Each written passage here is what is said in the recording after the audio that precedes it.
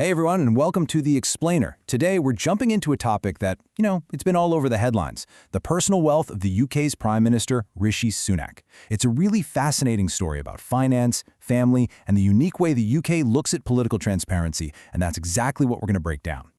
Okay, so let's just get right to the heart of it, right? The question seems simple enough, but the answer, well, that's a whole different story, and it's way more complex than you might think. So this is the number you've probably seen everywhere. A figure well over £500 million. That's £500 million. It's the widely reported estimate for the combined wealth of Rishi Sunak and his wife, Akshata Murthy. And yeah, it's a staggering amount of money. It makes him one of the wealthiest political leaders anywhere in the world.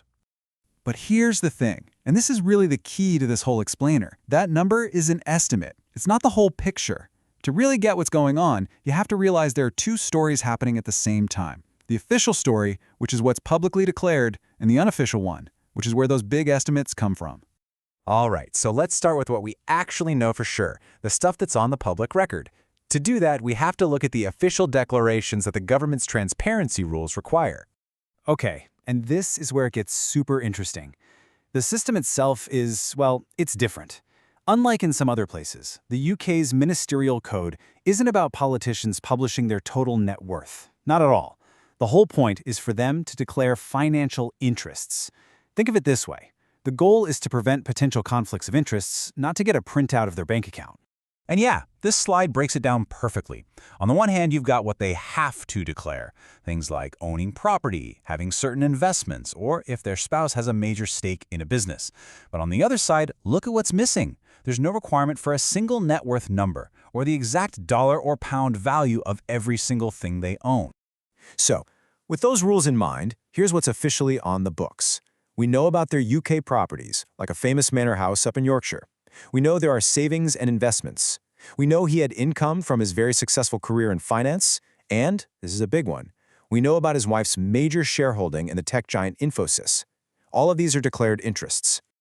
Okay, so that's the official side of things. Pretty straightforward, right? But now we get to the fun part, the unofficial story. If the government isn't asking for a total net worth, then where in the world does that massive 500 million plus figure even come from? This chart basically tells you everything you need to know. That estimate is really built on two main things. You see that smaller slice? That's the wealth Rishi Sunak earned himself from his high-flying days at places like Goldman Sachs and working in hedge funds. But then you have this massive slice. And that, by a long shot, comes from his wife Akshata Murthy's stake in Infosys, which is the company her father co-founded. Now, we're not just talking about numbers on a spreadsheet here. This wealth is tied to some seriously tangible assets. Real, physical places. That includes the manor in Yorkshire, a prime piece of property in London's Kensington neighborhood, and even an apartment over in Santa Monica, California. So you can imagine, right, when the leader of a country has this level of personal wealth, it's going to start a conversation. A big one. It just naturally raises all sorts of questions about influence, whether they can relate to normal people, and what transparency really means. And this table does a great job of framing that debate. On one side, you have these tough public questions popping up, like the controversy over his wife's past non-dom tax status, which is a legal setup for UK residents whose permanent home is technically abroad. But on the other side, here's the context provided by our sources. The wealth is documented, it was earned legally through business and finance, and there haven't been any major proven cases of corruption. Okay, so we've looked at the official side, the declared interests, and we've looked at the unofficial side, the massive estimates. So how do we tie this all together for a final takeaway?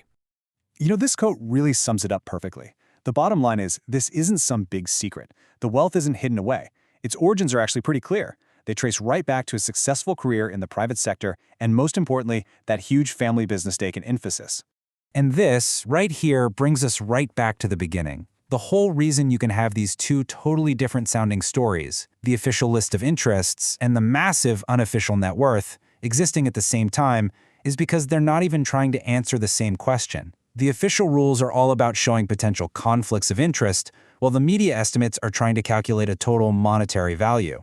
And all of this leaves us with a really big, thought-provoking question for the future.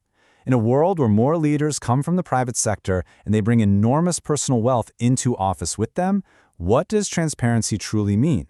Is declaring your interests enough, or should the public get to see the full bottom line? It's a huge question and something to really think about, sitting at that intersection of wealth, power, and public service.